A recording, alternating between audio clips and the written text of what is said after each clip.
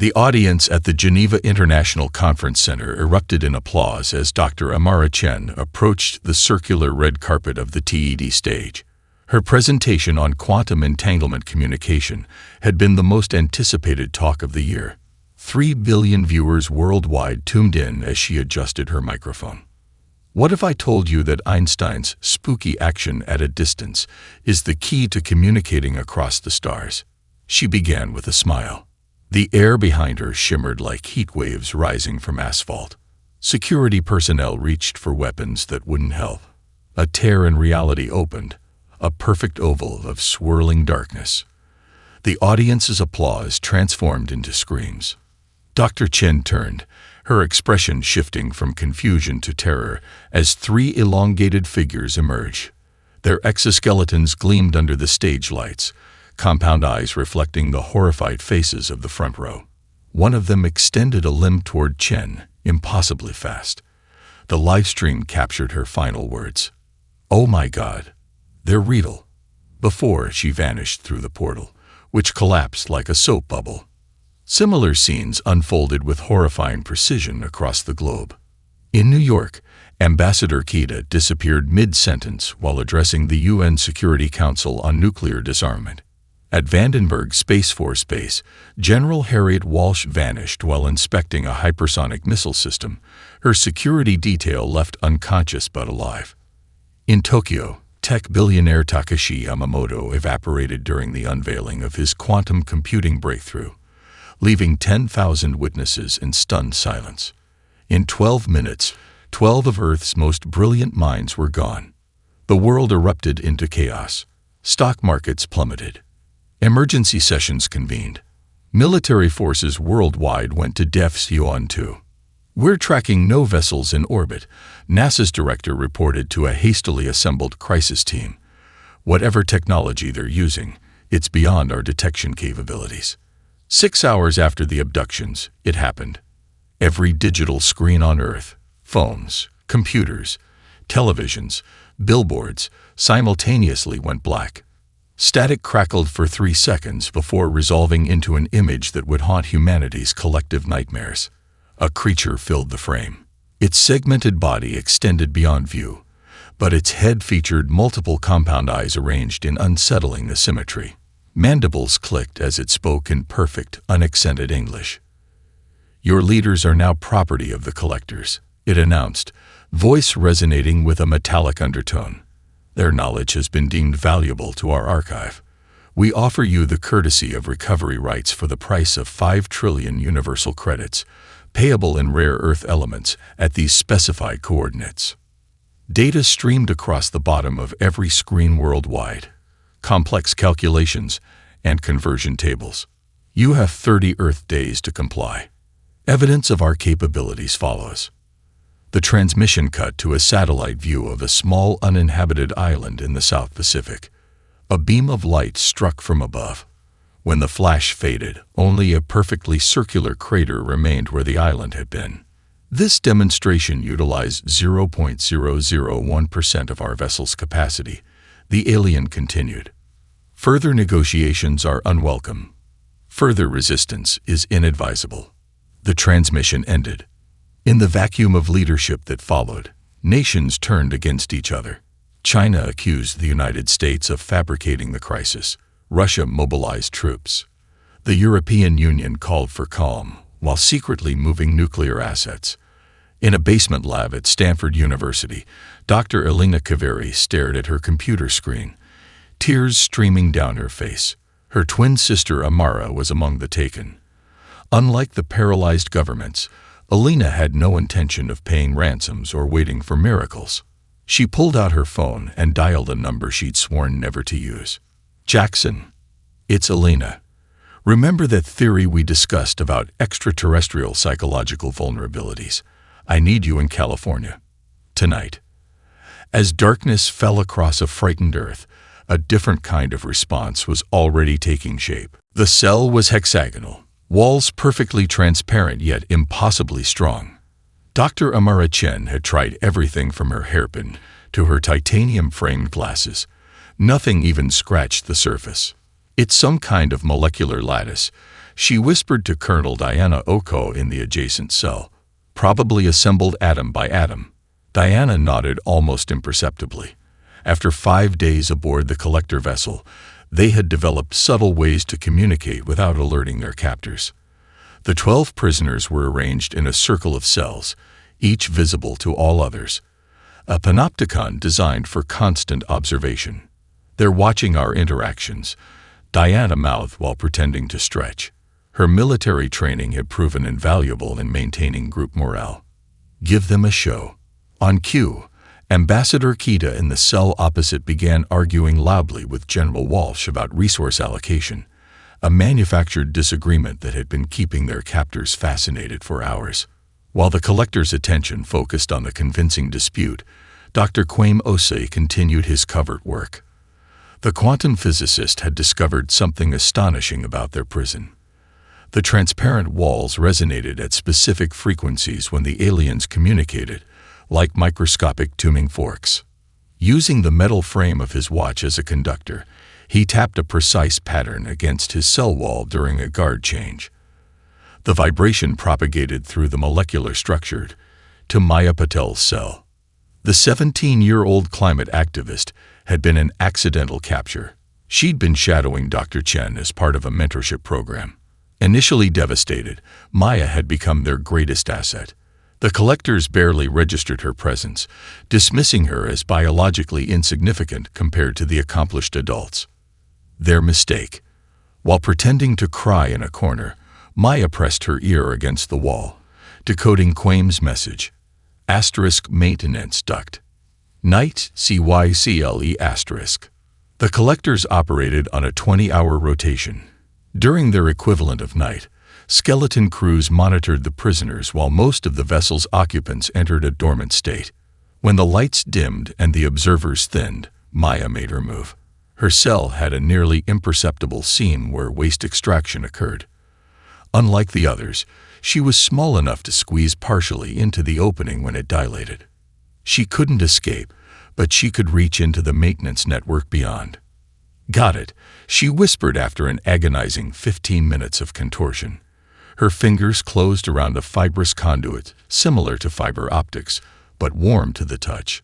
Across the chamber, Dr. Osei nodded in approval. If his theory was correct, this was part of the ship's neural network, both communication system and sensory organ. What none of the humans yet realized was that they were never intended to be temporary prisoners. Behind the observation area, Chief Archivist Kizold addressed his collection team. "Specimen preservation protocols will commence on rotation 12, the senior collector announced, mandibles clicking in anticipation. "Biological sampling first, then neural extraction." The ransom request was merely calibration of their civilization's response parameters. The junior collector tilted its segmented head. "The message from their planet suggests unusual thought patterns. These specimens display cooperative behaviors unlike our previous acquisitions." "Irrelevant," Kizel dismissed.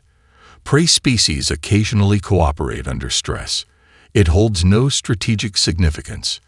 In the cells, Maya carefully manipulated the neural filament. Using techniques Dr. Osei whispered across the chamber. The fiber pulsed rhythmically, each throb corresponding to ship functions. Meanwhile, Colonel Oko had mapped every guard rotation, identified hierarchical markers in their exoskeletons, and cataloged their weapons capabilities. Ambassador Kita had learned enough of their clicking language to recognize basic commands. Dr. Chen had identified a crucial flaw in collector vision, a blind spot that existed in the upper periphery of their compound eyes. None of these discoveries alone would save them, but together, they formed the beginning of something unprecedented aboard a collector vessel. Resistance. In her cell, Dr. Chen noticed something strange. The walls had begun resonating with an unfamiliar pattern, not collector communication, but something else. Something from Earth. Her eyes widened. "They're sending a message," she whispered. "It's not working." Zhen Liu pushed away from her workstation, frustration evident as her neural interface piercings pulsed red with elevated stress levels. "Their communication patterns shift too quickly." Just when I think I've established a baseline algorithm. Elena leaned over the chaotic array of screens. 14 days had passed since the abductions, leaving just 16 before the collector's deadline. Government negotiations had deteriorated into finger-pointing and resource hoarding. Military options had been deemed suicidal after further analysis of the island demonstration. "Show me the pattern discrepancies again," Elena requested, fatigue etching lines around her eyes. Jeanne pulled up 2 oscillating waveforms. "See these peaks? They should be random, but they're not. There's a pattern in the randomness. Like a heartbeat," Dr. O'Keefe interrupted, stepping closer. "Not mechanical at all. Biological." Major Ward looked up from mapping collector ship movements. "You're saying their communication technology is based on their biology?" "More than that," Imani replied, excitement building. "I think their entire neural structure is embedded in their transmissions. These aren't just messages. They're extensions of their consciousness." Elena's eyes widened. "That's why conventional encryption analysis failed. We've been treating it like a code when it's closer to DNA." Jeanne finished, fingers flying across her interface. "Biological programming with evolutionary imperatives baked in." Ward approached the central table where a 3D model of collector physiology rotated. "What does this tell us about their psychology?"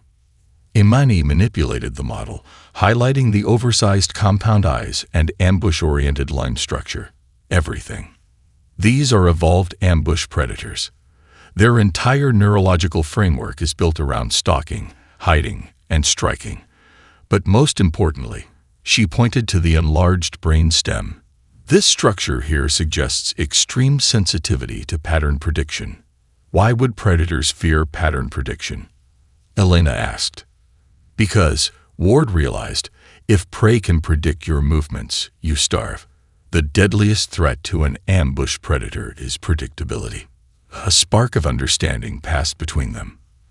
For 2 weeks, they had been approaching the problem backward, trying to understand the collector's language when they should have been targeting their instincts. "Jeanne," Elena said slowly, "can you create an algorithm that anticipates their communication patterns? Not just follows, anticipates." A hacker's eyes gleamed behind her specialized glasses. "Give me 12 hours." While Jeanne worked, the others pieced together the remaining components of their plan. Ward analyzed collector ship movements, identifying behavioral patterns suggesting hierarchical discord. Imani isolated biorhythms in their transmissions that corresponded to stress responses. Elena discovered their translation system processed language through mathematical equivalencies, making it vulnerable to paradoxes and recursive formulations. 16 hours later, as world leaders finalized plans to strip mine the planet's rare earth elements to meet the ransom, Elena's team gathered around their makeshift broadcasting array. "This is either the most brilliant psychological operation in human history," Ward said quietly, "or our species' final transmission." Elena's hand hovered over the activation switch. "The message consists of 4 components. First, our exact astronomical coordinates and complete human genome sequencing, establishing that we know exactly who we are. Second," Imani continued, "a series of mathematical progressions that precisely anticipate collector communication patterns, triggering their predatory anxiety responses. Third," Jeanne added, "embedded recursive language algorithms that exploit the weaknesses in their translation matrix, creating cascade failures in logical processing. And finally," Ward concluded, "a countdown synchronized with their biological rhythms, steadily accelerating to suggest imminent threat from an unseen source." Elena took a deep breath. No threats. No pleas. Just an unnerving message from prey that understands its predator too well. She pressed the switch. Around the world, power grids dimmed momentarily as Earth's collected broadcast capacity united to send not money, but a message. A precisely crafted psychological weapon aimed at the evolutionary fears of creatures who had never before encountered humans. In the vast silence that followed, They waited to see if they had saved humanity or doomed it. Chief Archivist Kizold had experienced precisely 347 collection operations across 62 star systems. None had ever presented complications. Until now. The human message penetrated the vessel's communication arrays, bypassing filters designed to eliminate hostile data packages. It began with a string of stellar coordinates and biological sequencing, standard identification protocols used throughout the galactic sector. Then everything changed. Junior Collector Marek collapsed first, mandibles chattering uncontrollably as the mathematical progressions in Earth's message precisely predicted, and then accelerated the rhythm of the ship's neural network. The effect rippled through the lower ranks like contagion. "Purge all systems," Kizold ordered, compound eyes dilating with the first unfamiliar sensation he had experienced in centuries. Fear. The message wasn't just data. Somehow these primitive mammals had isolated the exact harmonic frequencies that triggered ancestral terror responses in collector neural pathways. Impossible. Unless. The specimens, Kizold realized. They'd been communicating with their planet. In the observation chamber, the human prisoners pretended confusion as their cell walls vibrated with Earth's transmission. But Colonel Orcs recognized elements of military psychological operations in the patterns. She caught Dr. Chen's eye and nodded almost imperceptibly. "They're not paying. They're fighting back." Meanwhile, Maya had achieved what the collectors thought impossible. Having mapped the maintenance ducts over consecutive night cycles, she had discovered a junction where neural fibers connected to a secondary communication node. Using techniques Dr. Osai whispered across the chamber, she had established a tenuous connection. Not enough to send coherent messages, but sufficient to transmit bursts of data, shipboard schematics, biological observations, guard rotations. On the command deck, chaos spread. 3 junior collectors were now in full neural shock, their exoskeletons locked in defensive postures. The ship's automated systems began emergency protocols, interpreting the crew's distress as external attack. The countdown, Second Archivist Tezekt hissed, watching numerical sequences embedded in Earth's message perfectly synchronize with their ship's operational cycles. How could they know our internal timing? Kizold had no answer. In all their collection history, no species had ever anticipated collector patterns. They were the apex predators, the unseen hunters. Yet these humans had somehow reversed the equation. "Begin specimen termination," Kizold ordered desperately. "Extract neural tissue immediately. We must understand this anomaly." The order reached the observation chamber just as Maya was retreating from the maintenance duct. Guard units activated collection implements, precision cutting tools designed for live dissection. Dr. Chen's eyes widened in horror as the transparent cell walls began to constrict, forcing prisoners into immobilization positions. "They're not planning to release us," she called out. They never were. Ambassador Kida remained calm despite the walls closing in. "Dr. Osai, how much of our information reached Earth through Maya's connection?" "Enough," the physicist replied with grim satisfaction. "Enough for them to know exactly who they're dealing with." In the center cell, Colonel Orcs stood perfectly still as restraints emerged from the floor. Instead of resisting, she locked eyes with the nearest collector guard and spoke with quiet authority. "Your species evolved as ambush predators. We evolved as persistence hunters. Do you know the difference?" The guard hesitated, mandibles frozen mid-click. "Ambush predators strike quickly but tire easily," Ocho continued. "Persistence hunters never stop. We follow prey for days until they collapse from exhaustion. We don't need to be stronger or faster. We just need to be more patient." On the command deck, alarms blared as ship systems began to malfunction. Earth's message had infected the neural network, spreading like a virus through pathways designed for biological thought patterns. "Second transmission detected," a junior officer reported, compound eyes pulsing with stress. "Origin. Internal." Kizold's mandibles clicked in alarm. "Impossible. On every screen throughout the vessel, a new countdown appeared, and this one was accelerating. The transformation happened with surgical precision. What the Zarkeli hunters believed was solid ground became a living, breathing network of biological and technological integration. Dr. Elena Rodriguez moved through the colony's central command like a conductor leading a complex symphony of destruction. Her neural implants, a marvel of human biotechnology, connected her to every aspect of New Horizons' defense system. Each neural pathway was a conduit of information, each thought a potential weapon. The planet was no longer just a place of habitation. It was a living organism, and Elena was its central nervous system. "Activate tertiary root network," she commanded, her voice calm and clinical. Beneath the rocky surface, genetically modified root systems began to move with purpose. These were not ordinary plants, but carefully engineered biological machines designed to interact with technological systems. They carried microscopic biocomputational nodes, each capable of analyzing and neutralizing foreign technological signatures. The first Zarkeli hunting team found themselves entangled before they could fully comprehend the threat.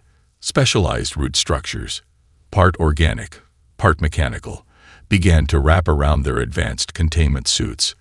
These weren't simple restraints. They were adaptive interfaces that began to deconstruct the hunter's technology piece by piece. Marcus Chen monitored the battlefield's progression, his augmented body interfacing directly with the colony's defensive grid. "Neurological disruption at 62%, he reported. "The hunters are losing cohesion faster than projected." Each square meter of New Horizon was a weapon. Geological formations that appeared static were anything but. Microscopic nano-organisms engineered by the colony's xenobiologists began to activate. They didn't just defend. They analyzed, adapted, and counterattacked.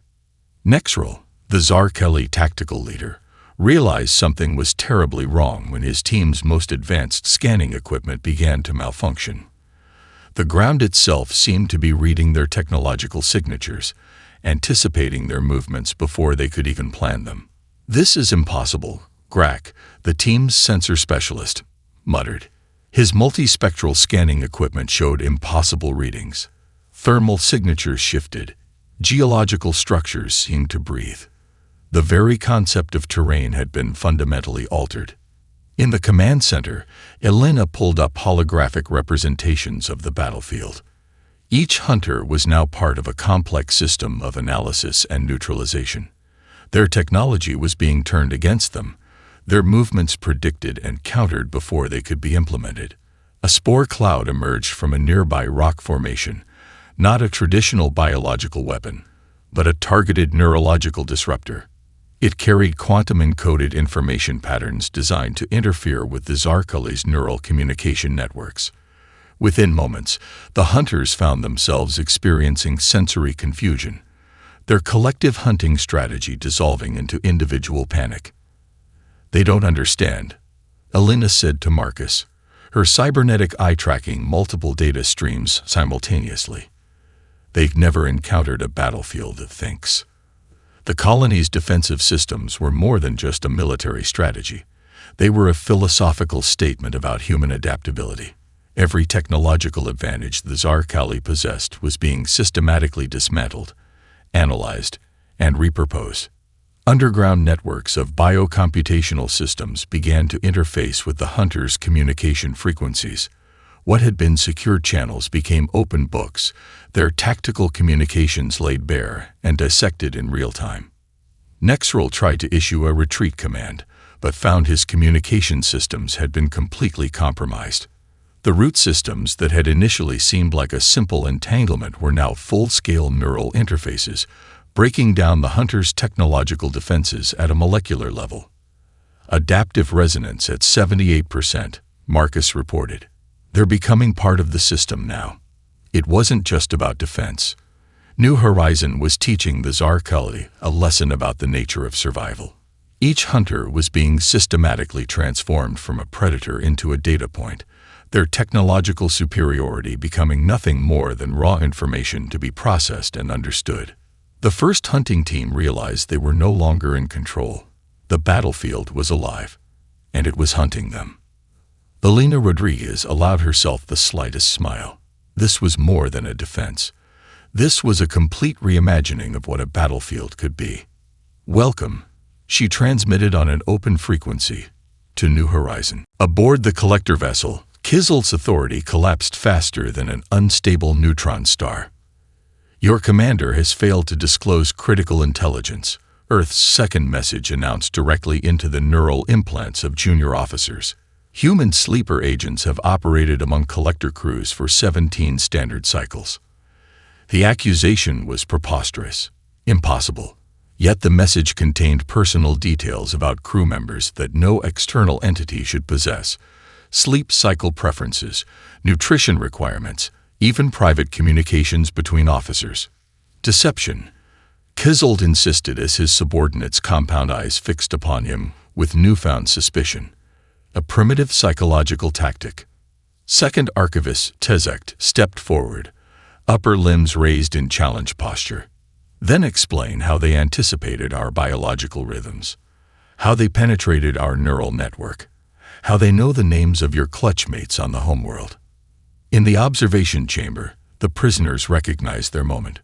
Colonel Oko gave the signal. 3 deliberate blinks.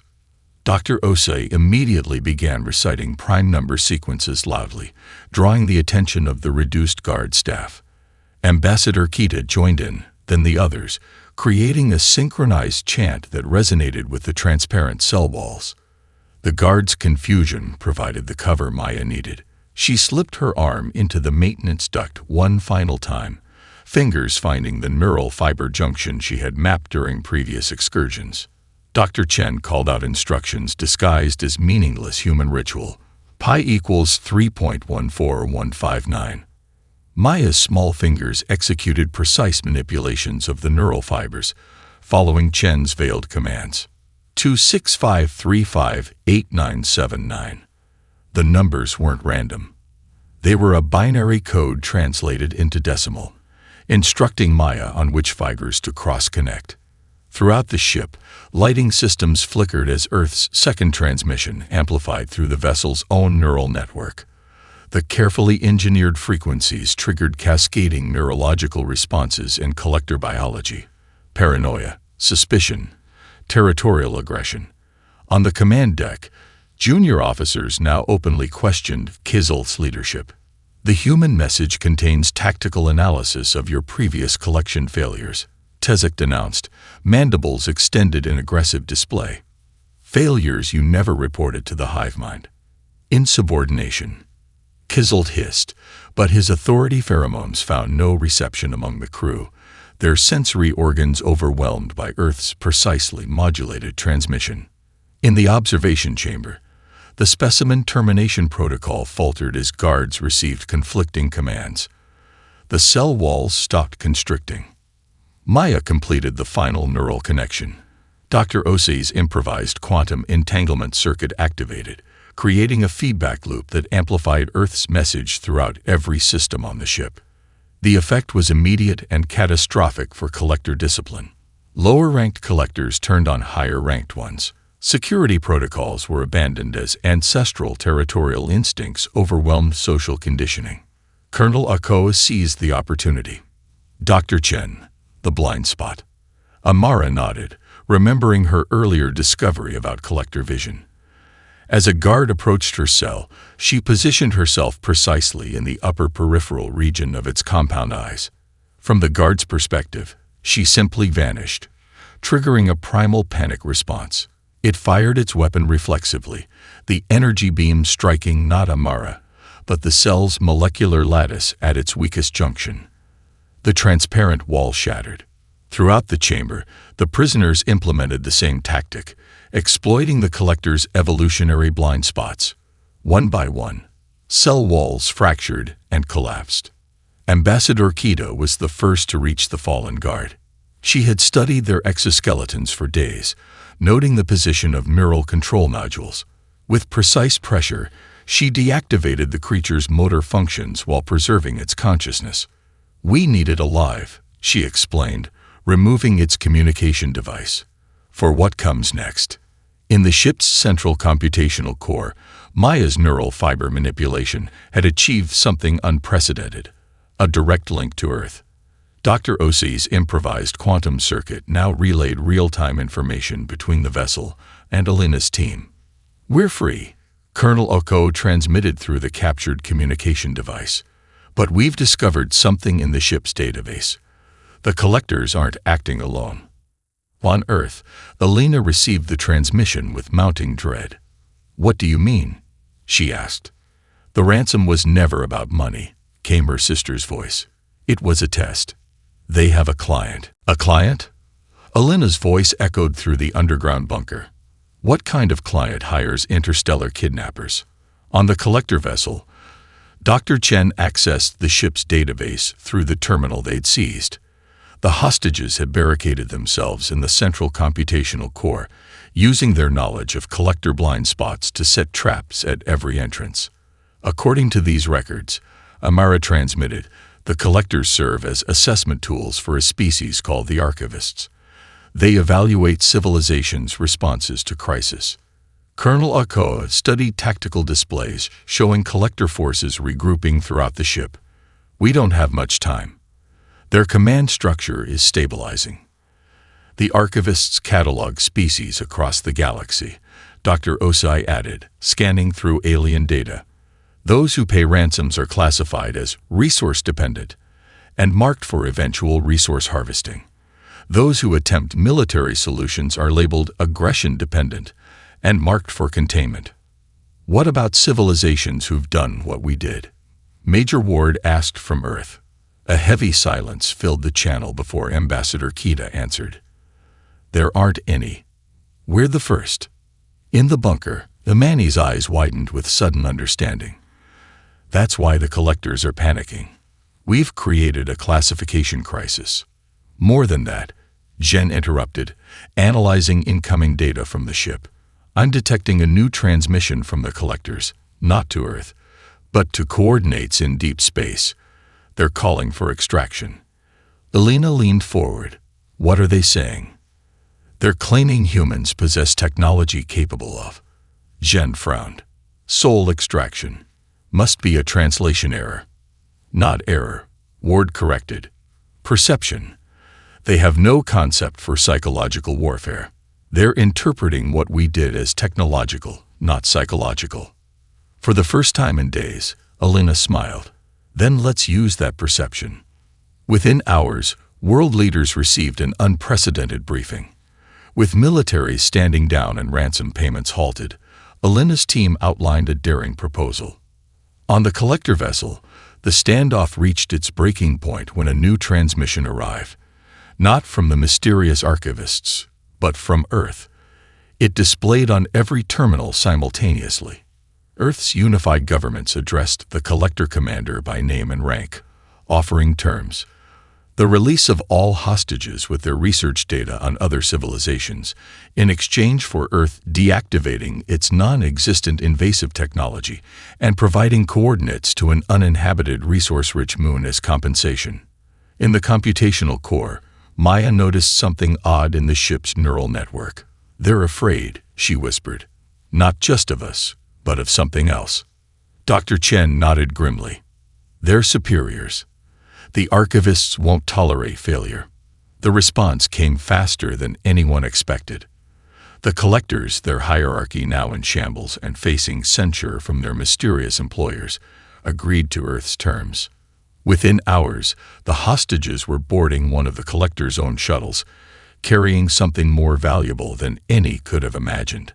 A comprehensive database of spacefaring civilizations, faster-than-light communication technology, and coordinates of worlds who had previously fallen victim to the collector's operations.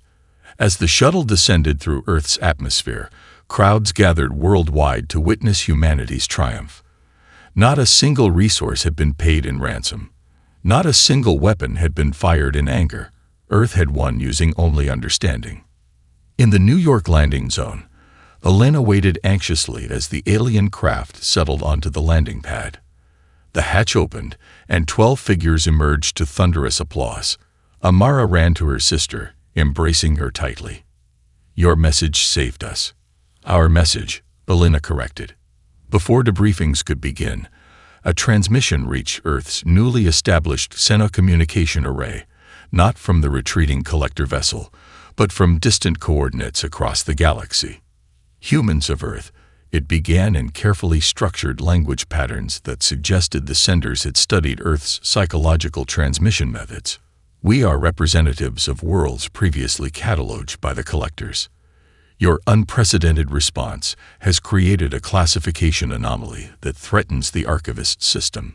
Elena exchanged glances with her sister as the message continued. "We propose alliance."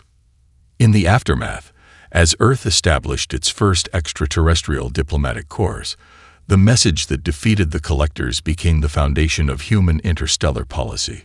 Earth would not pay ransoms. Earth would not fire weapons. Earth would send messages that changed minds. And across the galaxy, predators began to fear the species that understood them better than they understood themselves.